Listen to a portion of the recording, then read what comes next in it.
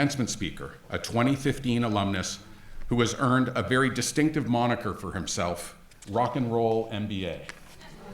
He has not only defined his own success, but also driven the success of many other very famous names. Most recently, he served for 3 years as CEO of Eventim, Live Asia, ELA, with a mission to bring the world's best live entertainment to Asia.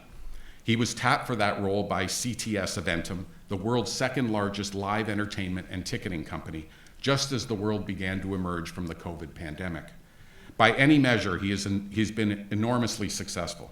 His aggressive generation strategy resulted in 733% year-over-year growth in event show count, 200% year-over-year growth in ticket sales, and 292% year-over-year growth in gross revenue. Just a few months ago, he stepped down from his operational responsibilities, but retains his ownership stake in the company. Prior to joining ELA, he served 7 years as Senior Vice President of International and Emerging Markets for Live Nation. During his time there, he and his team produced a mind-boggling 80% of the last decade's highest grossing Asian tours for Western artists, including Madonna, Bruno Mars, Coldplay, U2, and more. He began his career as an agent at Creative Artists Agency, serving clients including Beyonce, Jimmy Fallon, Magic Johnson, Stevie Wonder, and others.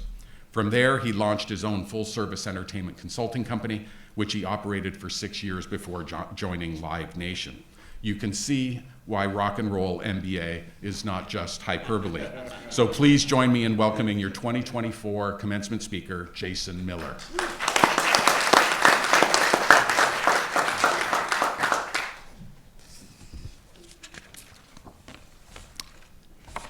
Thank you, Dean Bernardo, graduates, loved ones, and distinguished faculty members.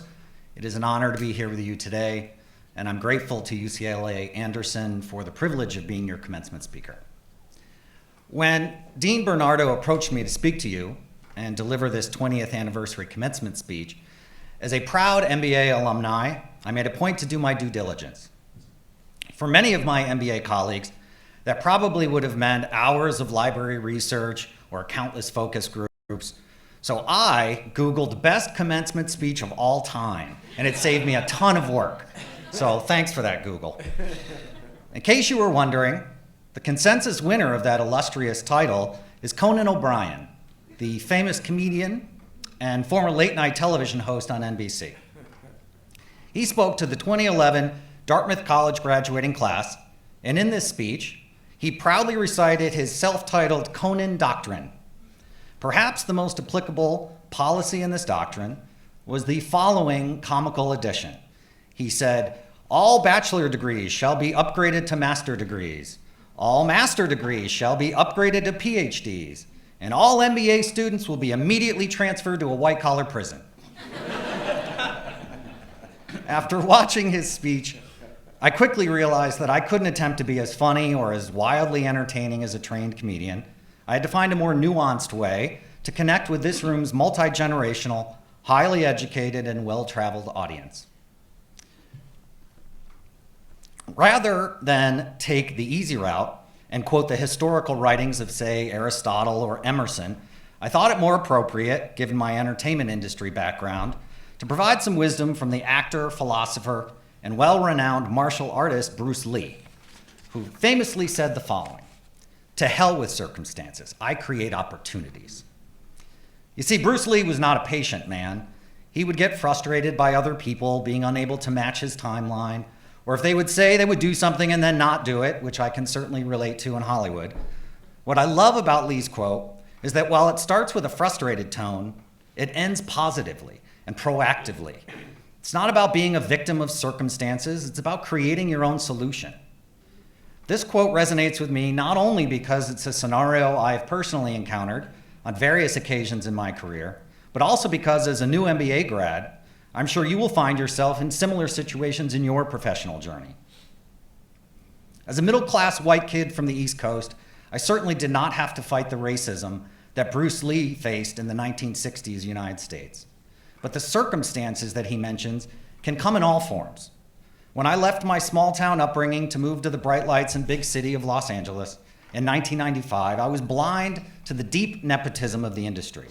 I didn't know anyone in California, and much less anyone with clout in Hollywood. But unknowingly, I took my first crack at emulating Bruce Lee's philosophy when I sat in the lobby of one of the industry's most influential talent agencies, and I confidently told the receptionist, "I'm here to be interviewed by the head of human resources, and I'll wait until she comes to see me." After waiting 3 hours, the executive assistant said, "You can sit here all day, but no one is going to come see you. We have your resume, and we'll call you if we're interested." When I returned to the answering machine in my apartment, this was certainly the days before cell phones, I had an interview at Creative Artist Agency, which was the competing agency across town. That CAA interview led to over a decade of working with some of the biggest names in Hollywood. It also allowed me to travel the world and visit places I could have never imagined. One of the more enlightening trips was a tour of Japan with Stevie Wonder. The cities throughout Japan were like other planets to me, and I fell in love with Asian culture. That tour was perhaps the first life experience that led me to this exact MBA program. Now, I had every expectation to be a lifer at CAA. Saying you were an agent at CAA opened many doors all over town. The best restaurants, seats behind home plate for the Dodgers, invites to fantastic parties, and those are all great perks. But ultimately, we all want to feel valued for our work and compensated fairly. What I encountered was a situation where I could continue to accept my circumstances, or as the Bruce Lee quote goes, I could create an opportunity.